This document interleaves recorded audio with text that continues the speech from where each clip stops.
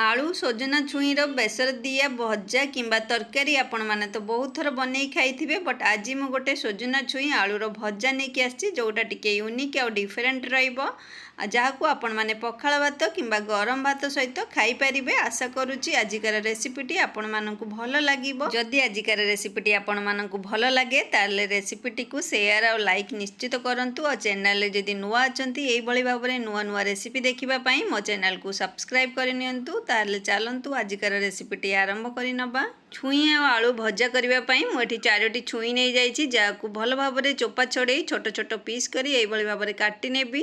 एपटे गोटे कड़ई रे 2 कप पानी गरम करी नेछि। एथिरे पतला पतला काटी रखिथिबा गोटे बड़ साइज रे आलू को देई नेबी।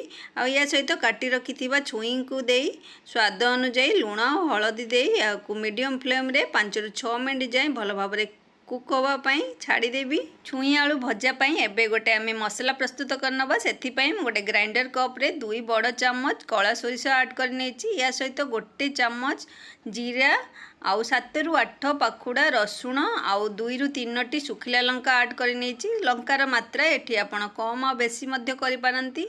आ एथिरे अल्प टिके पानी दे याकू भल भाव में गोटे फाइन पेस्ट प्रस्तुत करि नेबी। या भितर आमर छुई आलू भी भल भाव में सीझी गलानी। ए देखंतु अल्प अल्प टिके पानी अच्छी एथिरे। ए स्टेज रे मु गैस फ्लेम को बंद करि नेबी।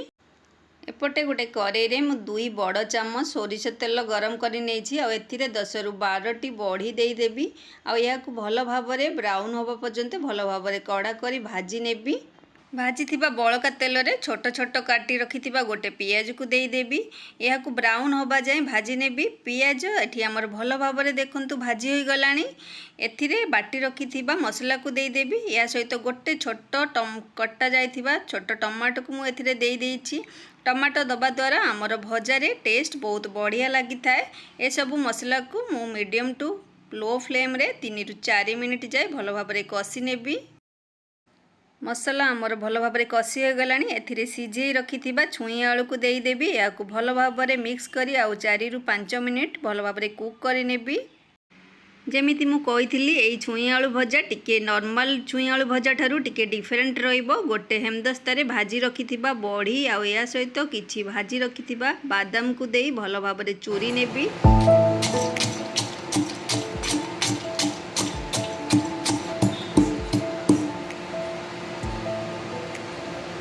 एपटे आमर छुई आलू मध्य भल भाव में देखंतु मसला सहित कषि हो गलानी। एथिरे थिबा झोल पूरा पूरी भाव में सुखी गलानी। ए स्टेज रे आमे बड़ी आ बादाम रो चूरा को देई नबा आ भल भाव में याकू गोळेई भाजी नबा। आपण माने छुई आलू बेसर भजा बहुत थर बन खाई बट मो स्टाइल ले बड़ी आ बादाम दे निश्चित थरे ट्राई करंतु देखिबे बहुत टेस्टी लागिबो। आ या सहित टिके डिफरेंट भी लागिबो। एबे आमर छुई आलू भल भाव में भाजी हो गलानी। एथिरे काटी रखिथिबा किछि धनिया पत्र को ऐड करि नेबी आ याकू भल भाव में भाजी नेबी।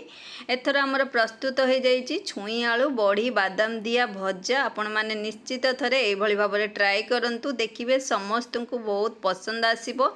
याकू आपण मध्य गरम भात पखाल भात सबुथिरे खाई पारिबे बहुत टेस्टी लगी थाए। आशा करुच्ची आजिकार रेसिपीटी आपण मानकु बहुत भल लगी थिबो। जदि आपण मानकु आजिकार रेसिपीटी भल लगी थाए ताले गोटे लाइक एंड शेयर निश्चित करंतु। आ चैनल रे जदि नुआ अछंती निश्चित भाव में चैनल को सब्सक्राइब करि नियंतु। पुणी देखा हबो आगामी रेसिपी सहित। Till then bye bye. जय जगन्नाथ।